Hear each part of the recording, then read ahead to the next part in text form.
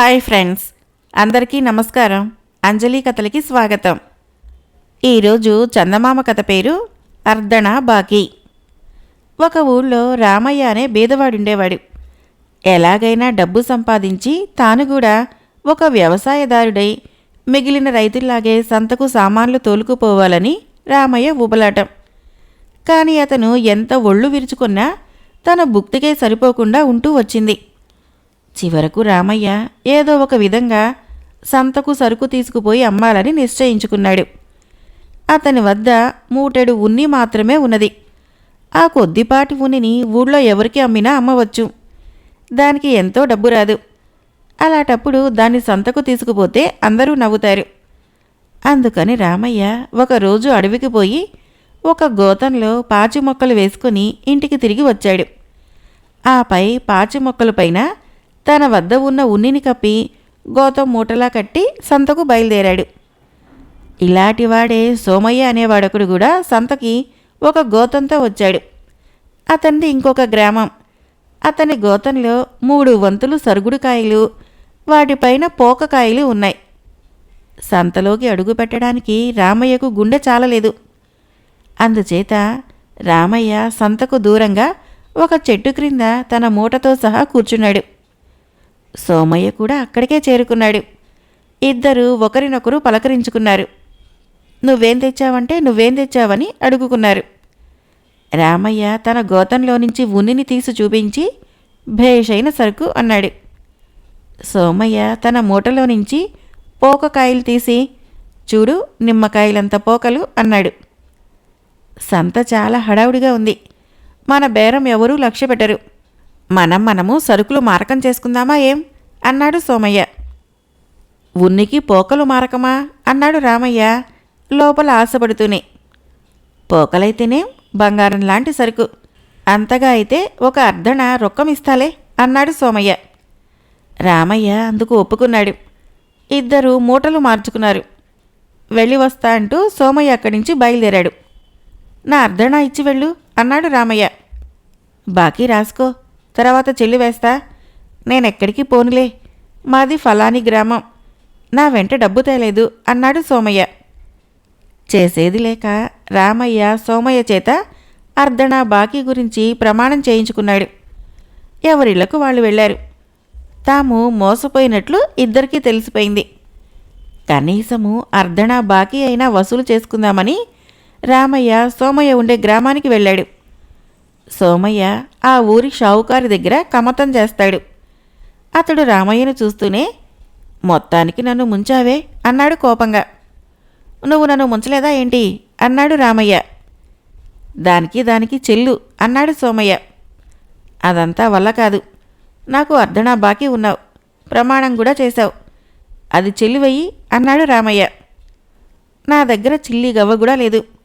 కానీ మనమిద్దరము లాభం పొందే ఉపాయం ఒకటి చెబుతాను విను.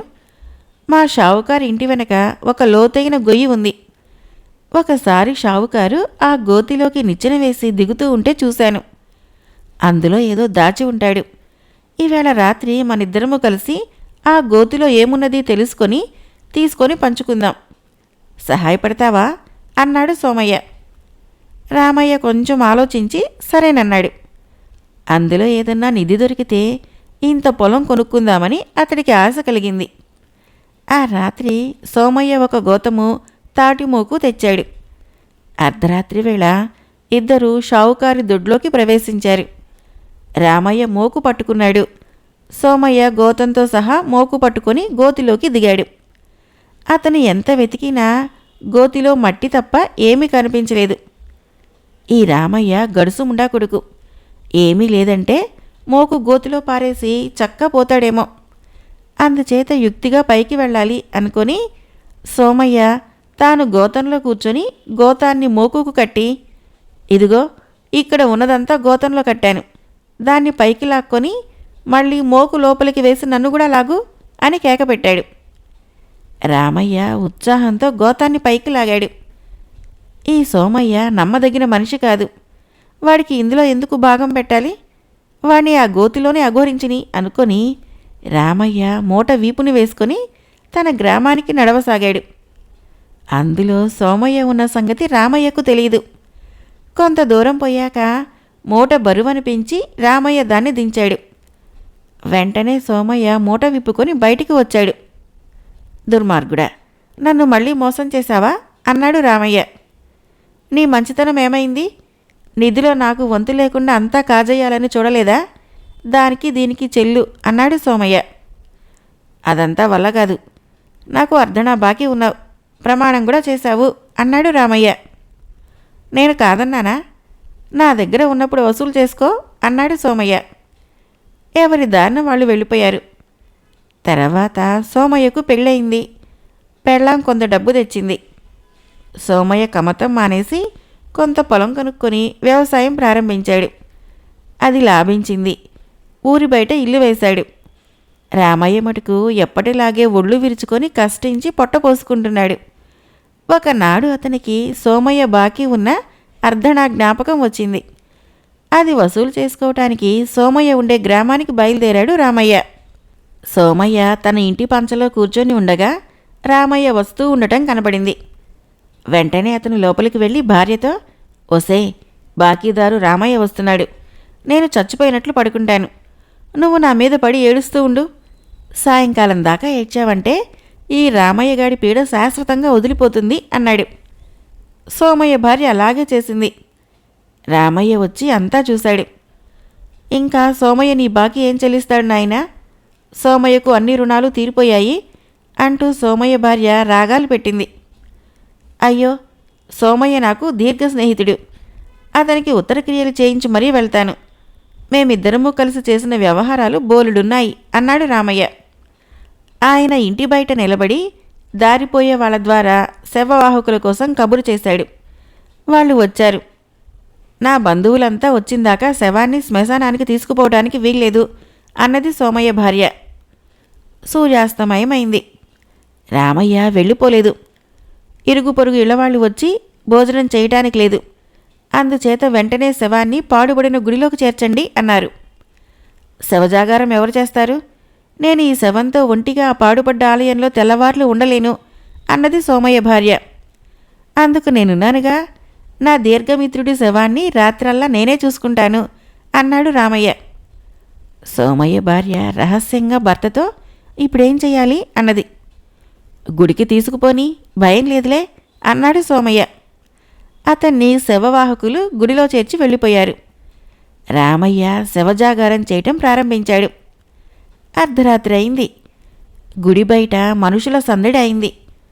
రామయ్య చప్పున గర్భగుడిలోకి వెళ్ళి దాక్కున్నాడు. కొద్దిసేపటిలో 4 దొంగలు గుడిలోకి వచ్చారు. వాళ్ళ నాయకుడు ఒక మూట దించాడు. అందులో నుంచి ఖరీదైన నగలు, డబ్బు తీసి 4 కుప్పలుగా చేశాడు. ఆ వస్తువులలో ఒక కత్తి కూడా ఉంది.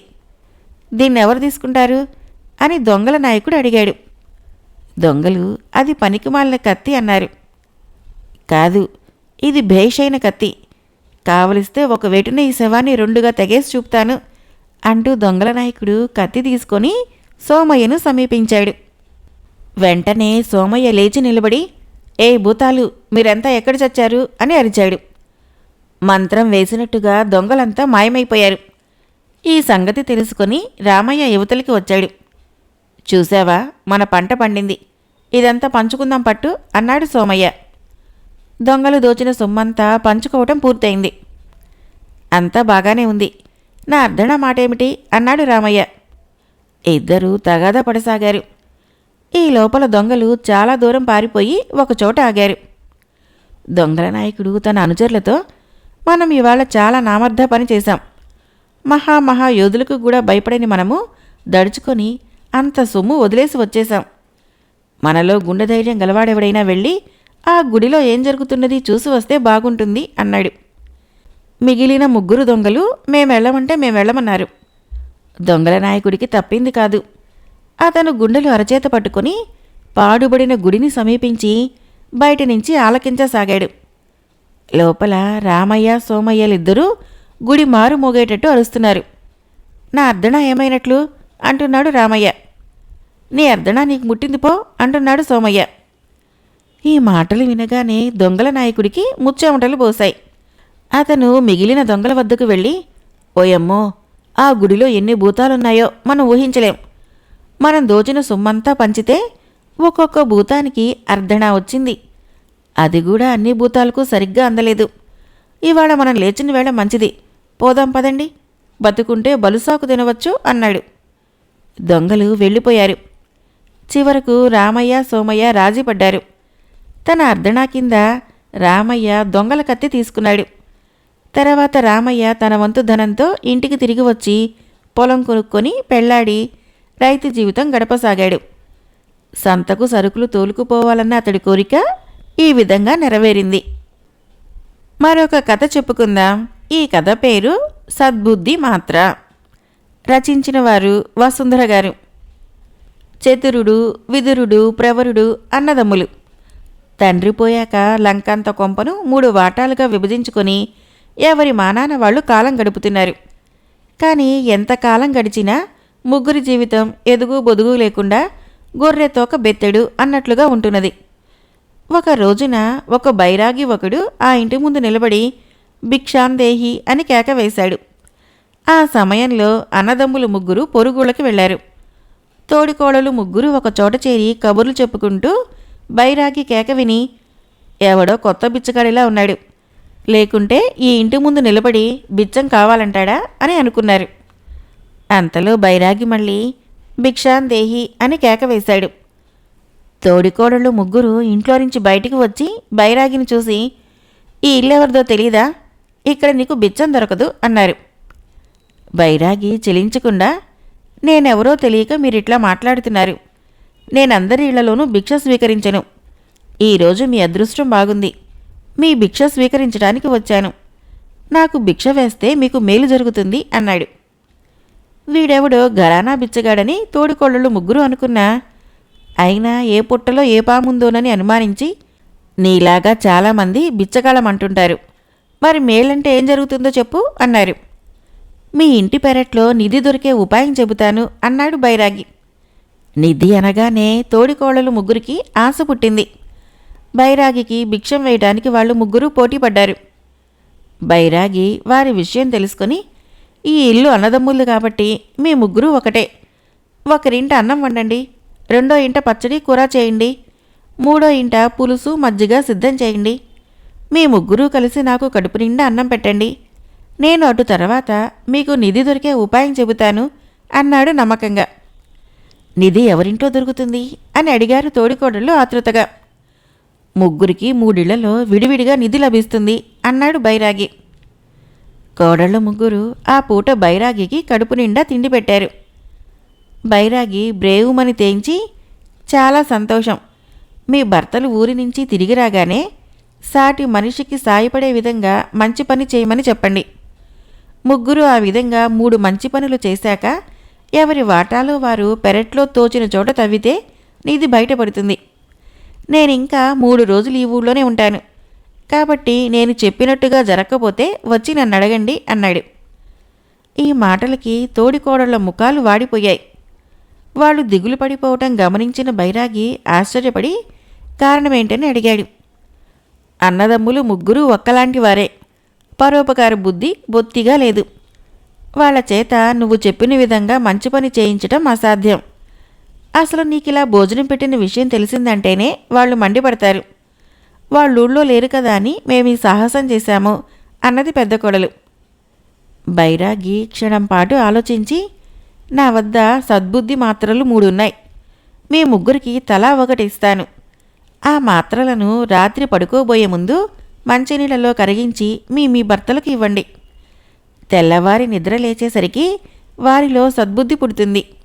ఆ మాత్ర ప్రభావము మర్నాడు సూర్యాస్తమయం దాకా ఉంటుంది అంటూ ముగ్గురికి తలా ఒక మాత్ర ఇచ్చి వెళ్ళిపోయాడు.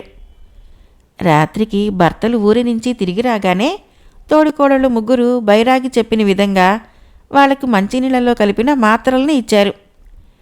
మర్నాడు చతురుడికి పెందరాళే మెలకువ వచ్చింది. లేచి వీధి తలుపు తీసుకొని అతడు బయటికి రాగానే రక్షక భటులు వీధి చివరన ఉండే రాఘవయ్య కనిపించారు. రాఘవయ్య ఏడుస్తూ ఉండటం గమనించి, ఏం జరిగింది రాఘవయ్య అని పలకరించాడు చతురుడు. రక్షక భటులు చతురుడితో, వీడు అందరి దగ్గర అప్పులు చేసి ఇల్లు పొలం కొన్నాడు, ఇల్లు పెళ్ళాం పేరున ఉంది, పొలం పిల్లల పేరున ఉంది. అప్పులు తీర్చడానికి వీడి దగ్గర ఏమీ లేదు. అప్పుల వాళ్ళు ఫిర్యాదు చేశారు. వీడిని కారాగారంలో వేయటానికి తీసుకువెళ్తున్నాము అన్నారు. కారాగారంలో వేస్తే అప్పు ఎలా తీరుతుంది? బయట ఉంటే ఏదో ఒక విధంగా అప్పు తీర్చగలడు కదా అన్నాడు చతురుడు. తప్పు చేసినవాడు బయట స్వేచ్ఛగా ఉండాలంటే 100 వరహాలు ధరావత్తు కట్టాలి. వీడి భార్యా పిల్లలు అందుకు సిద్ధంగా లేరు.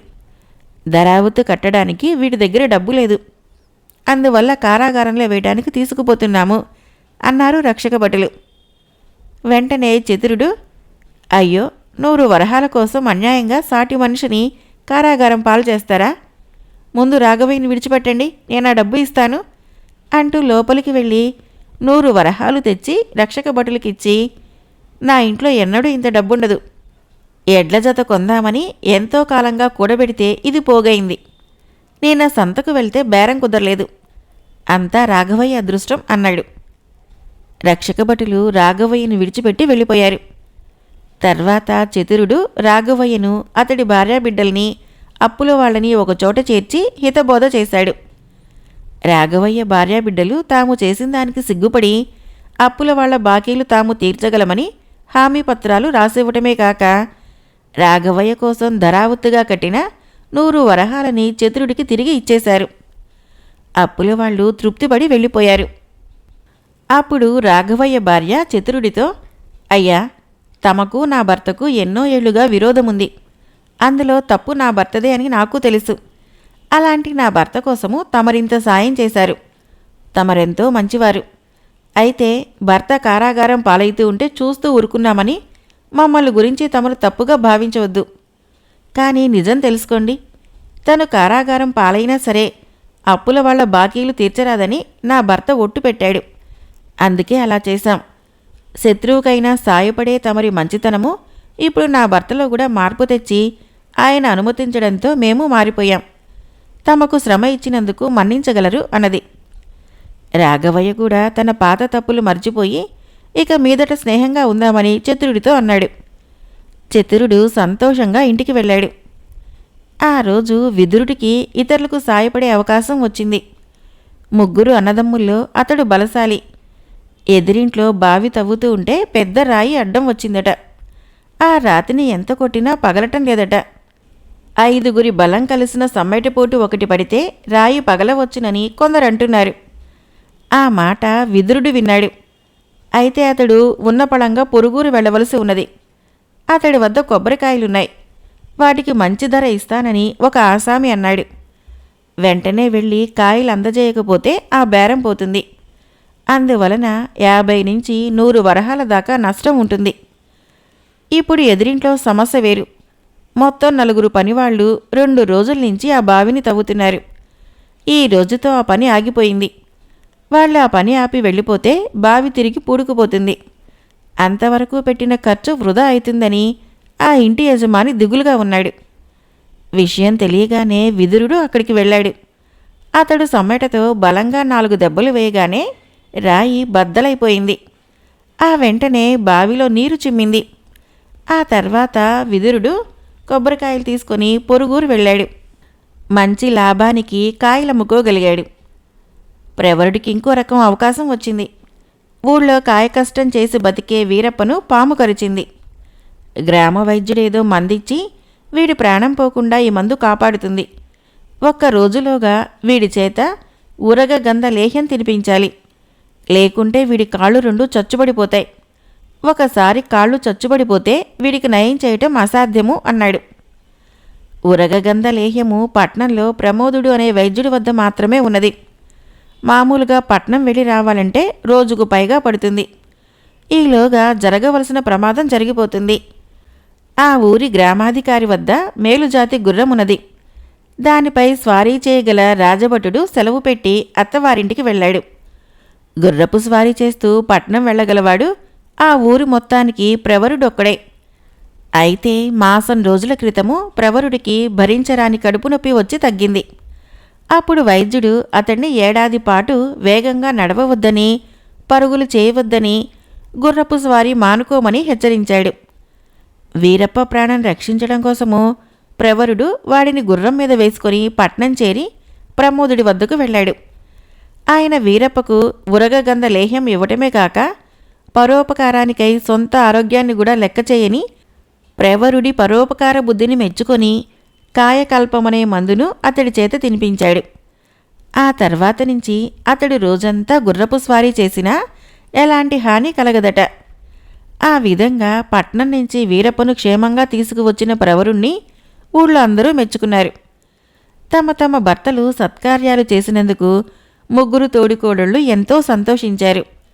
బైరాగి చెప్పిన విధంగా మర్నాడు ఎవరి పెరట్లో వాళ్ళు తవ్వి చూస్తే ప్రవరుడికి రాగి కాసుల రాగి బిందె దొరికింది. విదురుడికి వెండి కాసుల వెండి బిందె దొరికింది. చతురుడికి బంగారు కాసుల బంగారు బిందె దొరికింది. చతురుడి భార్యకి పరమానందంగా ఉన్నప్పటికీ విదురుడి భార్య ప్రవరుడి భార్య దిగులు పడ్డారు.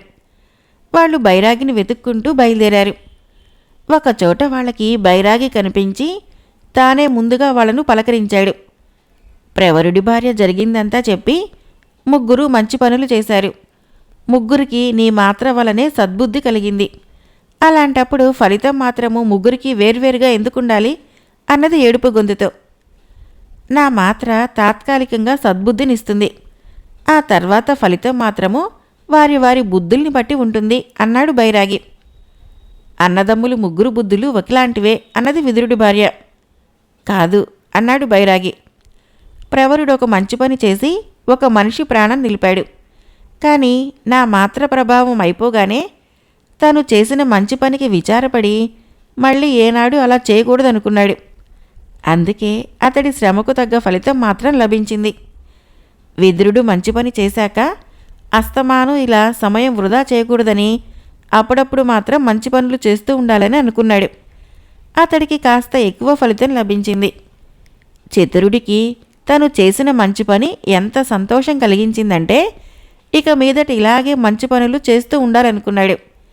అతడు సద్బుద్ధిని శాశ్వతం చేసుకున్నాడు. అందుకే అతడికి సువర్ణయోగం కలిగింది. బైరాగి ఇంత చెప్పినా తోడికోడలిద్దరూ అసంతృప్తిగా ఇల్లు చేరారు.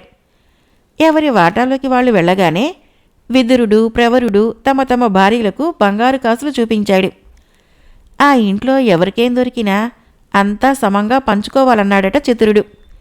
ఆ విధంగానే అతడు దొరికిన బంగారు వెండి రాగి కాసులు తనతో పాటు అన్నదమ్ములిద్దరికీ సమంగా పంచి ఇచ్చాడట.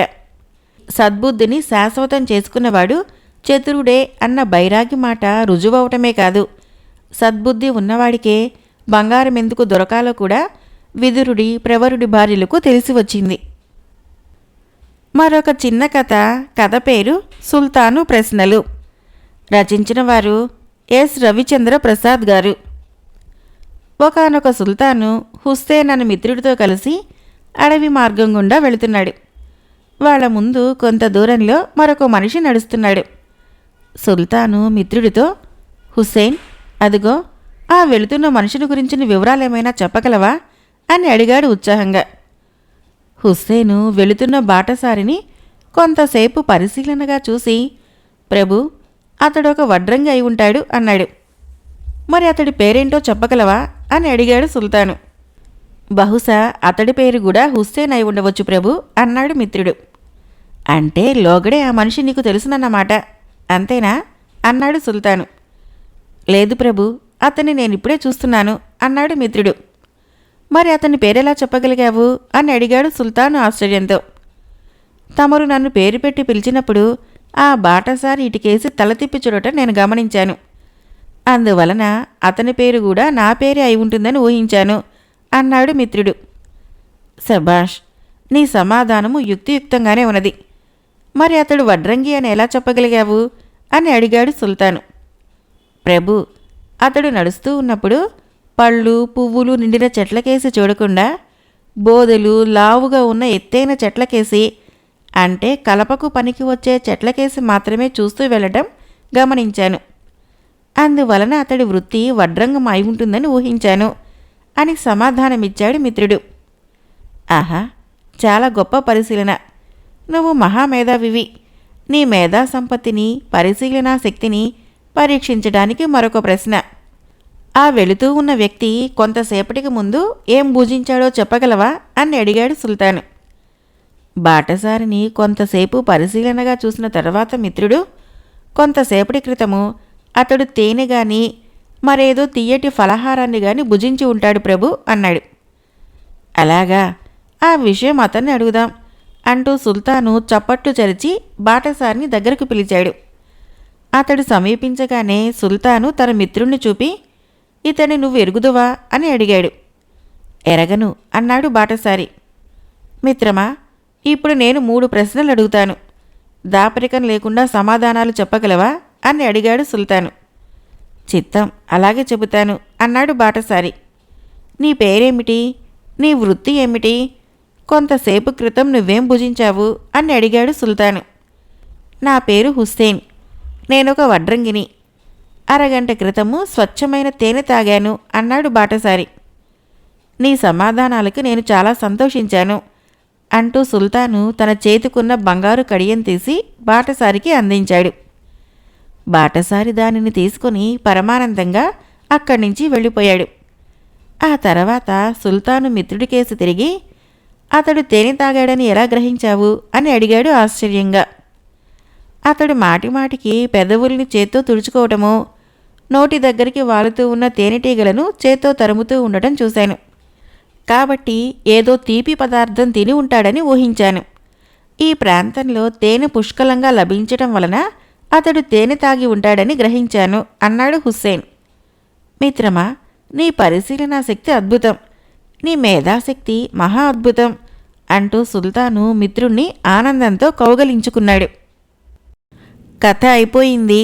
ఫ్రెండ్స్, నా కథలు నచ్చినట్లయితే మన ఛానల్ని తప్పకుండా సబ్స్క్రైబ్ చేయండి, లైక్ చేయండి, షేర్ చేయండి, కామెంట్ చేయండి. Thank you.